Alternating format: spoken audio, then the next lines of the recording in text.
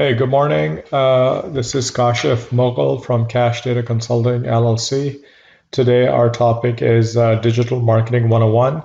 This is really a new series that we are starting to put together. So, really, we're focusing on small to medium businesses. The assumption here is that we already have a website that is up and running. It's been online for at least a year. In addition, this company already has, let's say, a Facebook business page. They have a Twitter account, and they also have GMB, which is Google My Business, which is also known as Google Listing. It used to be called Google Maps at one point, and then also Google Places. It's about changed names as the amount of times I've changed my haircut in the last month. So let's jump right into this. We're not going to dig deep into anything particular today. This is, like I said, a very high level discussion of, what do you need to get going on, with online marketing. So the first thing is you really need to have a website. Okay. So if I switch over to Chrome over here, and this is my website, our company's website, datatechnologyllc.com. We do SEO, we have a portfolio. So the main thing here is that you have to be, this has to be up and running, before you even get any further, right? Once you have the website, really the next thing you need to do is you should really get a baseline report on traffic. You can do this from Google Analytics, obviously, or you can also use Web Analytics from your hosting company. They may already have stuff like, I don't know, some tools like Webalizer or AWS Stats, or they may even have their own stats. Like I know GoDaddy offers some of their internal statistics, right? Why do you need this baseline report? Well, simply you need to know, what is your starting point. If you're starting from point A, right, and you need to get to point B, I mean, how do you gauge your, efforts, I guess, right? So the second thing you need to do is, uh, before I do that, let me just switch to analytics. So for example, this is, we have analytics up and running. This is a different website I'm sharing here, but you can clearly see that this is, if I were to start the project today, this would be our baseline, okay? So once you have this up and running, a lot of people forget this, especially small businesses. You really have to do keyword research, okay? You have to do, you have to find what your target audience is looking for. I mean, if I'm a dentist in Plano, are they typing dentist near me? Are they talking about, dental expert or cosmetic dentist, right? So how do we do this? Well, there's a lot of tools out there for keyword research, okay? I'm going to, I don't have one pulled up here, but let me just go to Google and type in some of these. You can easily search for keyword tools, right? One of the common ones that a lot of people use is Google Google Keyword Planner. You can certainly use that. There's Word Tracker. There's Ahrefs. Some people call them RFs. I'm not sure how you say it, but really, bottom line is that you want to do keyword research, right? And relevant to this is also competitive analysis. What does that mean? So if I'm opening up a new dental practice, for example, what is my competition doing, right? So easiest thing to do for something like that is to type in, let's just type in dentist near me, for example, right? And so you'll see some Google ads popping up, and then let's just find one of these businesses. I don't know. Looks like this one jumped up recently, so I could easily grab this URL, right? Like I said, we're gonna do a deep dive into this later, but you can easily go to a tool like SpyFu, for example, which is a great tool. Go there, go ahead and put that into the search bar, and there you go. Now SpyFu is getting, some really useful information about this particular website. Okay, and it took me like not even a minute. Okay, so we're gonna look at that also. Then we really, once you have your set of keywords, let's say you come up with 5 to 10 keywords, now you have to write content, right? And not only just boring blog content, you have to write some work that's catchy, exciting, something that people want to read, right? And then also you want to focus on the end user in perspective. Like one of our clients here in Dallas is a pediatric dentist, right? So when we are writing content or blog for them, we have to think about the end user, right? Maybe the parents are going to show their kids like, hey, look at this blog post, right? It shows you 5 different ways to brush teeth. You have to think about that before you write content, okay? So then after the content writing part, then really we get into the technical SEO, right? So there's a lot of terms that get thrown around for this.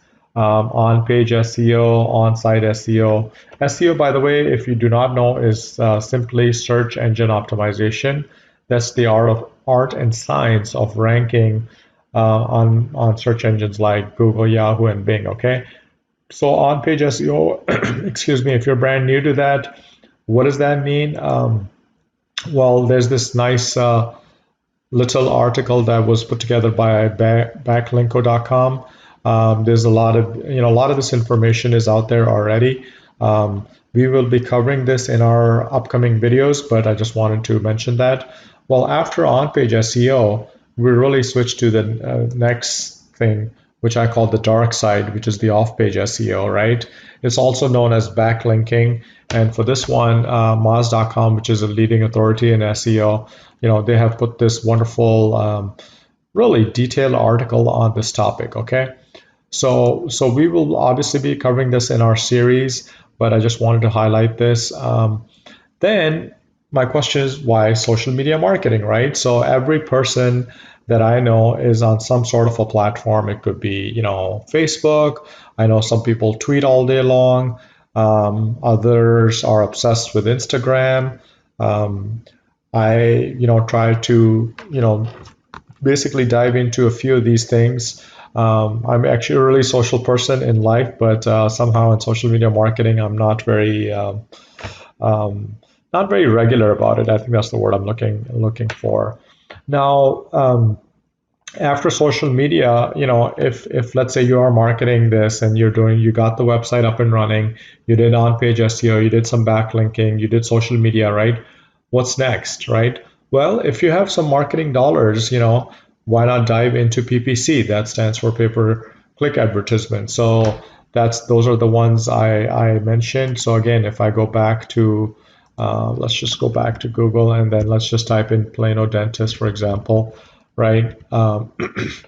You will notice that on the top, you see these listings that says add on them 1, 2, 3, 4, and then of course we got the Google Maps. And then if you scroll all the way down, typically you'll see some of the listings on the bottom too. So all these companies, this Plano Smile Design.com, they are using Google Ads, right?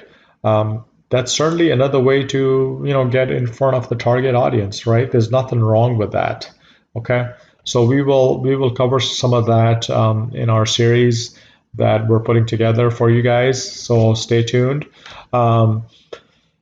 Then we also have to do other things. I'm sorry to give you so much homework, but this is an ongoing effort, and a lot of things have to hit. If you're driving a sports car with 8 cylinders, they all have to be firing, okay, in order to get you ranked. You have to set up GMB, which again, like I mentioned, was Google My Business. You should consider YouTube channel, which is really, it's considered the second most popular search engine after Google, right?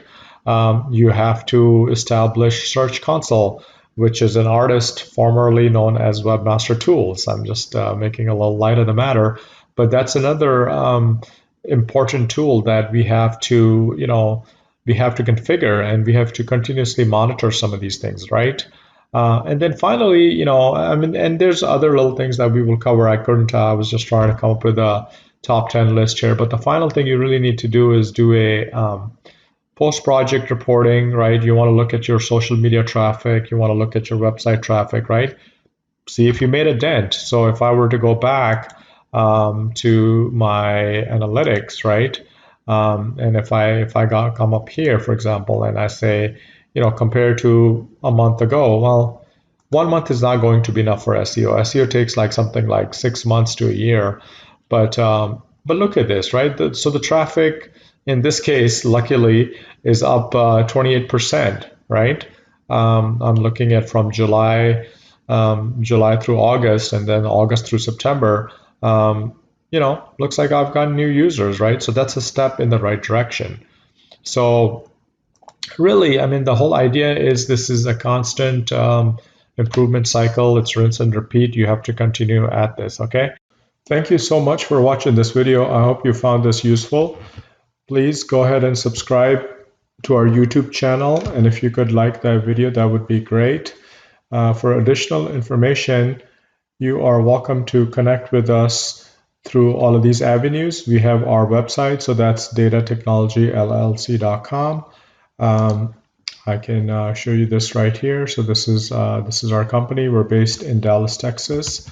You are also welcome to visit our social media pages. So we're on facebook.com/Dallas SEO by Cash, and also on Twitter, which is the same one.